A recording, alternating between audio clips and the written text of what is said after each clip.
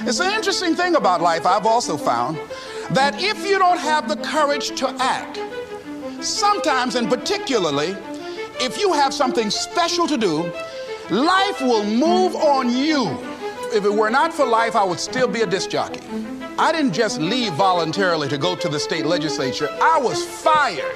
I was working on a job, and I came home one day. I was married at the time, and I told my former wife, I said, that guy Bert I work for is stupid. She said, if he's so stupid, why does he sign you a paycheck? Now you see why I divorced her, right? I couldn't stand her. That night, I could not sleep well. Here was a guy that was controlling my life. I was going through all kinds of changes because this man controlled my paycheck. And it was Carlyle who said, truth crushed to earth shall rise again. Winston Churchill said, the truth is incontrovertible. Malice may attack it, ignorance may deride it, but at the end there it is. And we know scripture that says, ye shall know the truth, and the truth shall set you free. And the truth that I had to come to grips with, that I wasn't in charge of my destiny. The truth was that I wasn't giving all that I had. The truth was that there are some things that I wanted to do, but I didn't have the courage to act on those things. And the truth was that Bert Childs was a blessing to me. He made life so miserable for me, I had to start looking at my life differently. I started going to work earlier. I started being the last one to leave there. I started working harder than anybody else. The other guys could not. Why would you work so hard, Les? I said, I'm not working for them. I have been cheating, Bert, I thought. I've been cheating myself and my family. Wherever you are, whatever you're doing, do it with everything that you have. Develop the habit of giving more than what you're paid for. Develop the habit of setting standards that others will be measured by. Someone said, do not go where the path may lead, but go where there's no path and leave a trail. It is easy to be negative today. It is easy to have low morale today. I was at a corporation and they're going through downsizing and going to lay off some 1,500 people over the next few weeks. It's very depressing there. And those people that stay there 9 times out of 10, they're just going to do just enough to keep from getting fired. Anybody can do that. But if you can begin to harness yourself and say that where I am, I'm going to do the best I can with what I got, because that is an expression of who I am. If you get into the habit of just being mediocre, it will become a part of your consciousness. If you get in the habit of giving less than what you have it within you to give, it will begin to reflect itself in your personality. It will begin to damage you psychologically. And you don't want to be a part of that kind of self-destructive behavior. And so you want to set some high standards for yourself. The next thing, part of what feeds that hunger, you've got to develop a sense of urgency. Aurelia said, stop living your life like you have 1,000 years to live. In life, you're either here today and you're gone today. If there's something that you want to do and you can't do it all at one time, do just a little bit of it. I like what Robert Schuller says. He said, by the yard it's hard, but inch by inch, anything is a cinch. Do just a little bit of it. A friend of mine, Bobby Kerr, used to be a roommate. Bobby wanted to go into the area of public relations. He loved working with the public. A young lady he wanted to marry named Clarice. Bobby was a great procrastinator. Pretty soon the job where Bobby worked, they transferred him to another location. He went out to celebrate with the people on that new job site, and Bobby suffered a massive heart attack and died. Bobby didn't drink and didn't smoke, was under 40, and he died. Ask your question, how much time do you have left? How much time do you have left? When you start thinking about that, we don't know. We don't know. Bobby took all the greatness and all of the talent and all of his abilities to his grave with him. One of the things he could have put in parentheses under his name, he didn't use all his stuff. Most of us do that. Most of us don't use the stuff that we have brought into the universe. And we want to make a conscious, deliberate, determined effort to start living life with a sense of urgency and using what we've got, using ourselves up, sharing what we brought into the universe to share. Because if we don't, nobody else will. Stop wasting valuable time, knowing that if we begin to live our lives as if each day were our last, our lives will take on a whole new meaning.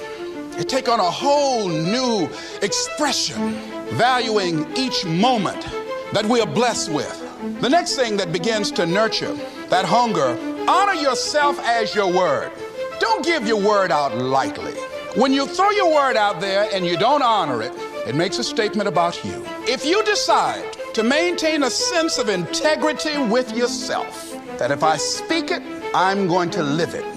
It's who I am. And I'm going to be very cautious in how I give my word to others, and most of all with the commitments that I make to myself, because I want my life to reflect my words and honoring who I am and what I express. Another challenging area in terms of nurturing and developing that hunger in yourself is learning the art of becoming single-minded, learning how to concentrate, learning how to focus in. And you'll be surprised at the things that you're able to do. When you learn how to block things out, when you learn how to keep thine eyes single, you'll be surprised at the ideas that will come to you, of the people that you'll be able to attract, of the opportunities that you'll be able to see. You'll begin to see things that have been standing there looking you in the face, saying, I can't believe this has been here all this time. Here's a habit that I do. Maybe it might be of some value to you. I get up in the morning and I start writing what great ideas that I can think of today that can improve me and that will enable me to reach my goal. And I just let my mind flow. Sometimes I write 15, 20 ideas. Some days it's more difficult than others. One idea can change your life. One idea can turn your life around. Deciding that you're going to focus to develop your skills. The guy was the new owner of a baseball team that was in the basement of the league when he took it over. He went to the pitcher and he said, what is your best throw? And he said, well, I got a good curveball and I've got a good fastball. And he went on talking about his different throws. He said, but tell me this, what is your best throw? He thought for a moment. He said, I've got a good fastball. He said, that's all I want you to work on. Nothing else. Just develop your fastball. The next year, they went to the World Series. Most people don't know where their fastball is. Most people go through life never discovering what their talents are. Most people never develop their talents. They have skills and abilities, but if you don't nurture them, if you don't develop them, they will never serve you. Your gifts can take you many places if you develop your gifts. Most of us don't like to do those things that come easy to us. I've always loved to talk to people. I decided, taking this advice, to develop my skills as a speaker, and my gift has developed and has taken me many places. You have something that you brought to the universe, and that if you decide that my life deserves my developing this, what I do well, and becoming the best at it, and mastering myself, and seeing what I have within me, if you decide to drop your buckets where you are and develop your gifts, I grant you, you'll never ever be without. I grant you that your gifts will take you places that will literally amaze you. I grant you that if you begin to work to develop your gifts, you'll develop a strong sense of happiness. You'll get a larger vision of yourself, because part of beginning to get a larger vision of yourself, all of us need some area of our lives where we can have a feeling of competence.